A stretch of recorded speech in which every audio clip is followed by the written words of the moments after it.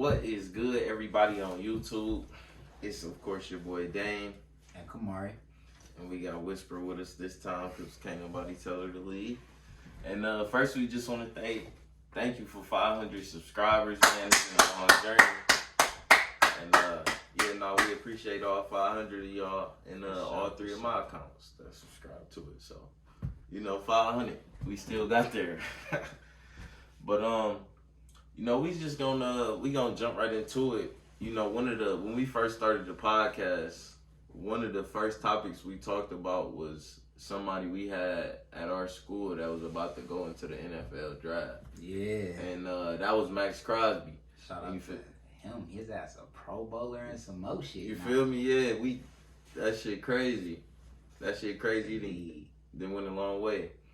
But most recently, for years, Ypsilanti had a hometown hero in the basketball world. Emoni Bates. Like he went to school in Ypsilanti. He was on the cover of Sports Illustrated at like the age of 15. Yeah. He was the #1 ranked high school player in his class for a while.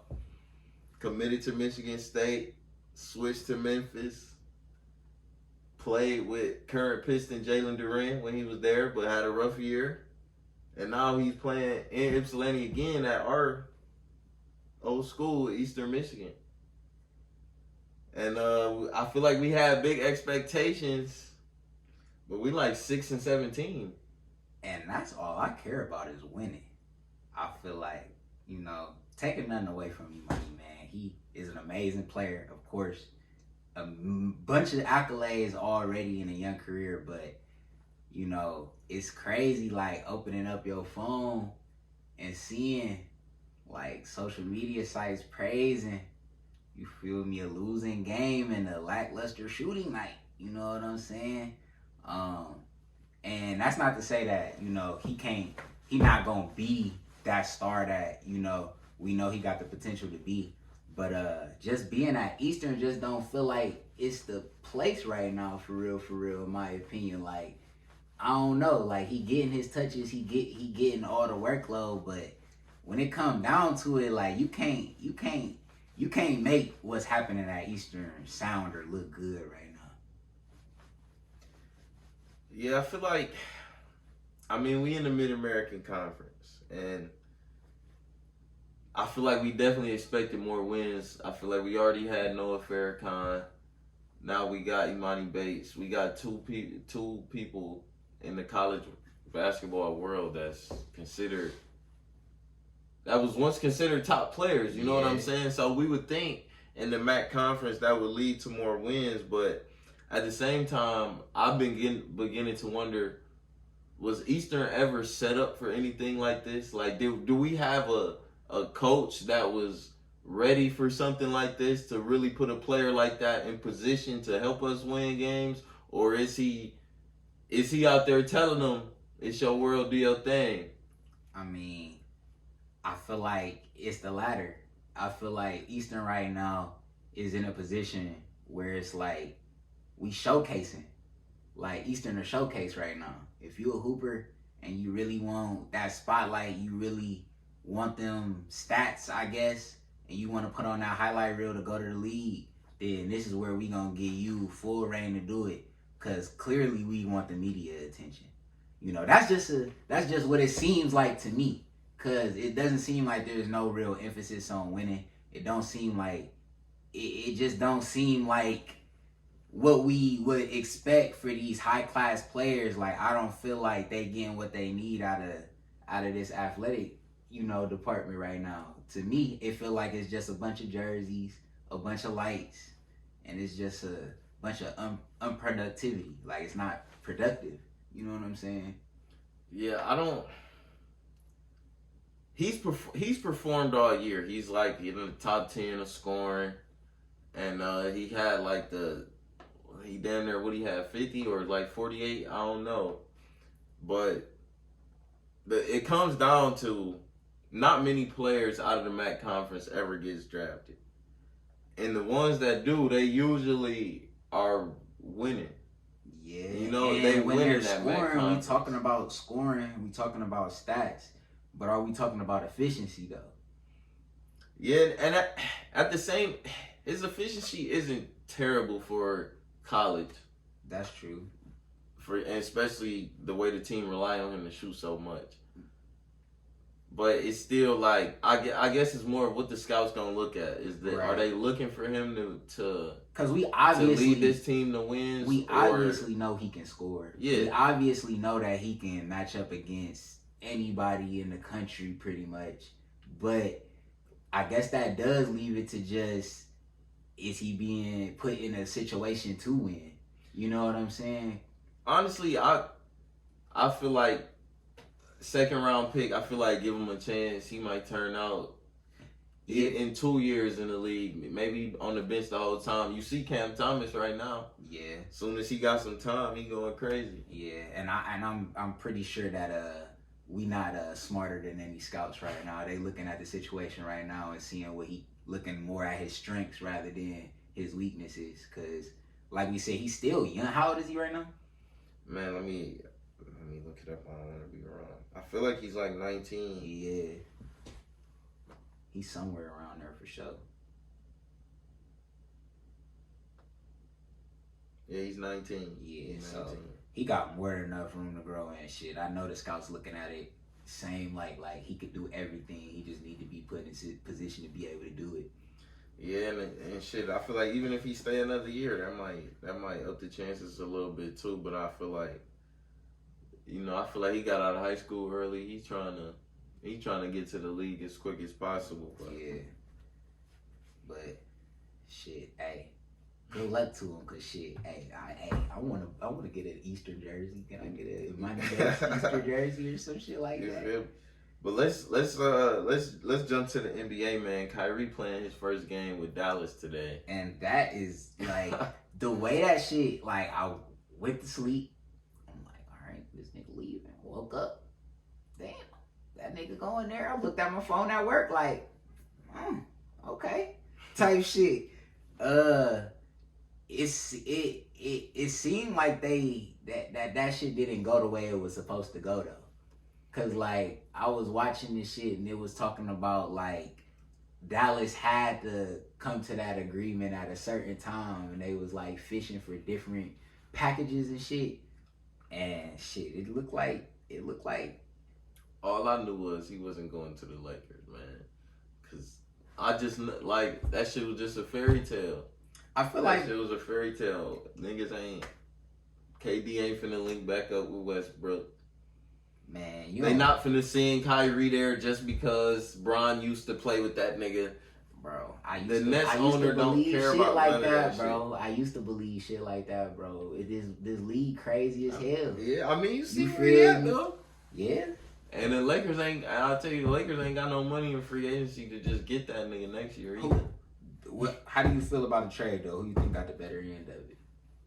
I mean, the Nets ain't really get shit. Them niggas flounder. I mean, but they definitely needed to get rid of Kyrie type shit. Man, that wasn't shit. They had to do some shit. Do you they think was winning? I would have just made him play. I would have been like, look, I feel like we got a chance to win. We damn near win the championship. I see what Kyrie talking about at the end of the year. You still want to lead, nigga? Still want to lead that bitch. Well then fuck it. Lead that bitch. Hopefully we got a chip out of it. But the Nets owner done been bent over so many times, he gotta stop. I'm just saying, like it's getting out of hand what they doing to him. They coming down there, they getting their contract, they signing, and then they going to where they really want to go. Niggas going to Brooklyn and getting rich off the couch. Yeah, and he ain't let Kyrie do it, and now he done had enough. Sent that nigga to Dallas, but shit, does Dallas that work? Pay niggas. I'm saying, does this work? Do they work together in Dallas? Kyrie and Luka, I don't know. Luka it just ain't playing seemed tonight, so we still ain't gonna know for a minute. It just seemed like it's so like they need so many touches, but Luka getting all of them bitches anyway. But something definitely gonna have to change. But I really don't. I don't know how that's gonna look. I don't hear Kyrie and Luka on the same team and think, oh yeah, that's it. Like I'm not sure if they play style complement each other, but we haven't seen them play together. You know what I'm saying? Yeah. I mean, I guess you can't double team no more. I mean, yeah, that's true. Like, you can't double Luka like that no more. You got Kyrie over there. Man, but let's get into Nike, man. Them niggas coming to get all they chips. Yeah, it's like they've been just gathering information for years, just looking at everybody, calculating how much they done made and waited, and then they just struck everybody, man. So if you don't know, Nike then sued Bape, Lululemon, and that one fat nigga who tried to make the off-brand Jordans with the lightning bolt on the side. Yeah, I can't remember what the name of the shit was, but it was basically a Jordan 1. We know what it was. Lightning bolt, for sure. But why do you feel like Nike decided to do this now? Because this shit been going on forever. Like, we already know, like, how they targeted Bape at first, and, you know, Bape decided to, all right, bet we gonna chill on the U.S. Yeah. And they just pop back up on niggas like fuck it recently. But, like, why do you think, like, as of, like, the whole sneaker community, why do you think that they, like, deciding to, you know? I feel like at first it was probably somebody in the company saying, like, this is beneficial to us in some way. And then now, either it's new leadership or just the idea of it changed. Like, all right, that's enough. They profiting too much. People are, or maybe people considering these better than the regular Air Force One. Too many tweets you see like that, we shutting the whole shit down. We gotta go. I mean, but at what point do, like, I mean, I understand, you know, you got patents on designs. It's like art and shit like that. It's your art. But at what point do we gatekeep certain silhouettes of sneakers type shit? Because it's like, I mean, they did make it. I mean, if they stole yeah, that but nigga shit, we'd be mad. But it's a sneaker though. Like, it's like anything that you put on that bitch that's different could make the whole shit different. So, I mean, nah.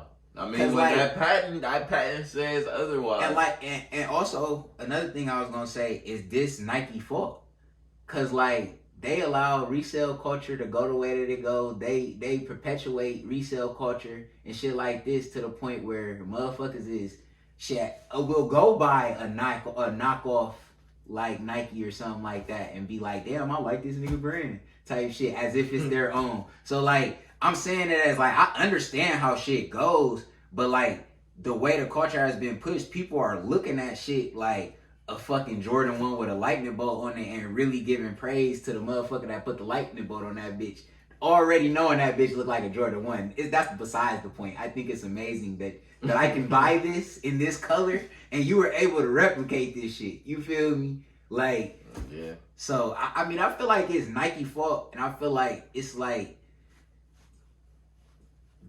we gonna keep letting motherfuckers control everything. Like, I mean, niggas can make a different design though. Yeah, niggas can make a different design for sure, but it's just like, but they know that Nike design sells. But at the end of the day, if niggas really like that, they can. It's a shoe. You can change. You can change it. The enemy resale culture, bro. That's the end of the day is basically what I'm trying to get at type shit. That ain't Nike. That's the people. I mean, but shit.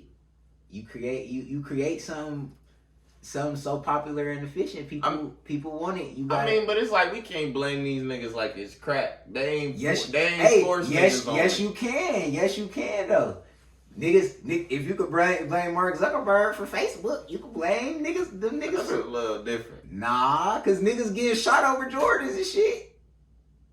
But we don't blame Nike. Niggas get the tweeting about Michael Jordan and shit. Like that nigga ain't collect his check about 10 years ago for a couple billion. Hell no, he eating everything. That nigga be making like millions off of one release. See, that nigga is the enemy too. But that nigga ain't the main enemy. You feel me? Man, that's Michael Jordan, a whole nother story. Man. But really though, the craziest thing to really come out in the last few weeks is this Slapfighting league. So all I want to know is, how do Dana White slap his wife? Bruh! It's on camera. and then he got a league that come out where you slapping people. Ain't that bitch on national television? Yeah, that bitch on cable. Yeah. Yo, grandma can watch that motherfucker.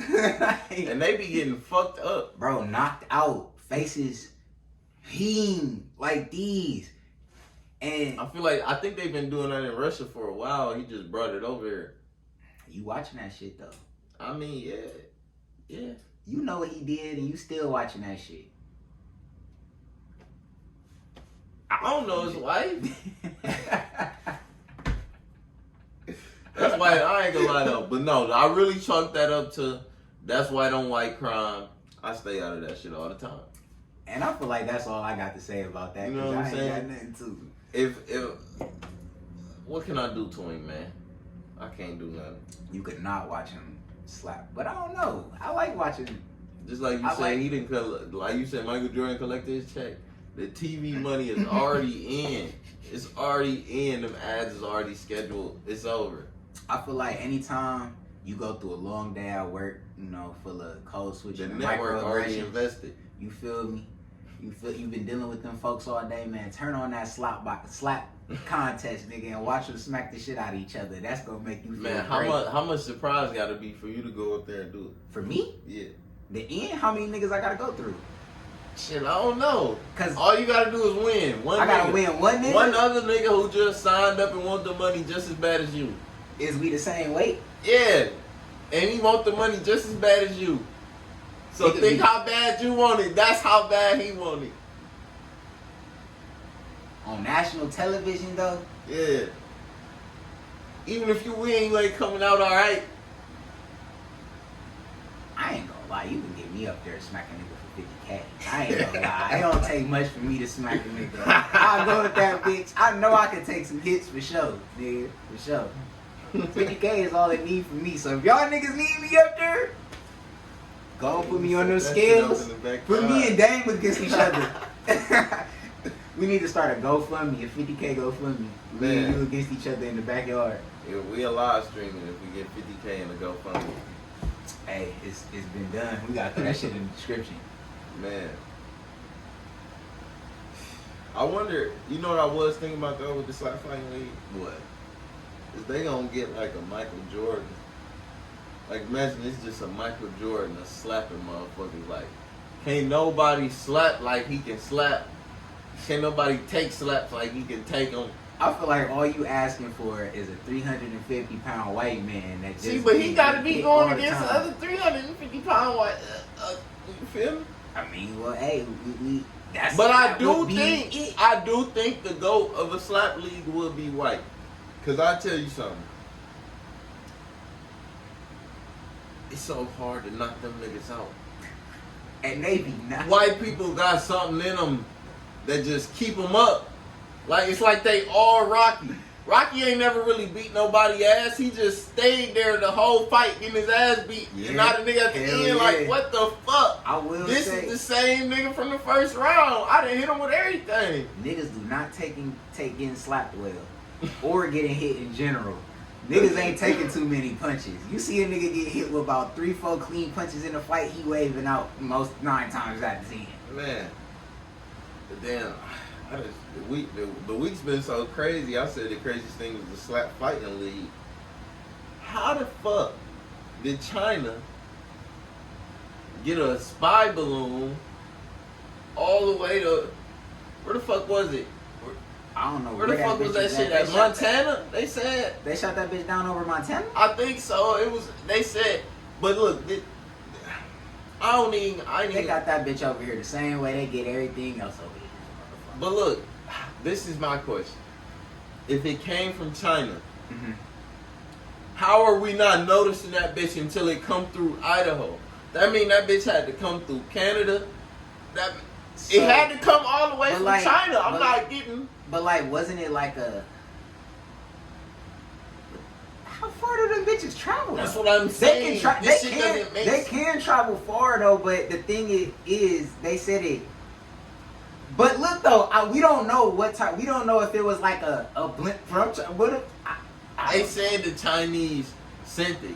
China said, yeah, We did. It went off track. It drifted off track. But how I'm saying fucking is, far if it drifted off track, we would have seen it on the way. It wouldn't have just been like, damn, it just popped up in Montana. But I'm gonna tell you a theory. That's true. I'm gonna tell you a theory that somebody said. Uh-huh. I ain't gonna name them to keep them safe. Okay. But my source told me the Congress was just about to deliberate on the new budget. You know, we always complaining about how much money is going to the military. Mm-hmm. We think China is up to some fuckery. Nobody is against giving money to the military. And I'm like, damn. Could be. We could be back on Cold War tactics, trying to trick our public into wanting to go into war with another power. And another person who somebody I interviewed before been saying a lot on his socials. Mm-hmm. What if China just wanted the money that we own? What they just was like, hey, we need that shit. Like, nah, what's up? And I feel like our leaders is probably thinking about that shit too, and we probably thinking like, damn, we ain't paying that. So we need to think we can't pay that shit. We need to think of what we finna do. I mean, honestly, at this point, you ain't an American if you ain't behind, you know, doing whatever we gotta do, cause we can't pay that shit. Nigga, I'm broke right now. Nigga, I'm broke right now. I don't know. Shit, look. I'm about to look up the exact number because I know it's ridiculous. It's some shit that a nigga probably can't even read. You probably not even gonna know how to say that motherfucker. Man, I hope they spell it out. I don't even want to see the zero. Oh my god. But no, that shit, I feel like that ain't even, we ain't even back to Cold War tactics. That's some shit that happen every day. We owe more than $1 trillion. So. We not giving that shit up. Oh yeah, 1.08. Yeah. It's over.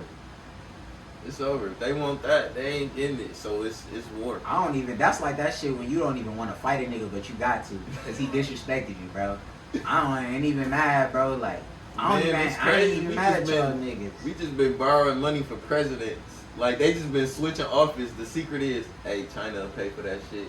Oh, God. Like, that's what they Hit my nigga China up, bro. He got it. Hey, y'all. They like, man, we not really that broke-ass friend, bro. Hey, bro, hit China up. I know they got some weed. Man. Hit China up. Let's go to the club. You know they gonna get a bottle, nigga. Let's go. Man, can't go without me. Bruh. But, man, I know we move fast, but that's just as fast as the timeline moves, man. So if you stuck around for the whole video, make sure you leave a comment on whatever topic struck your interest the most. We'll catch y'all next time.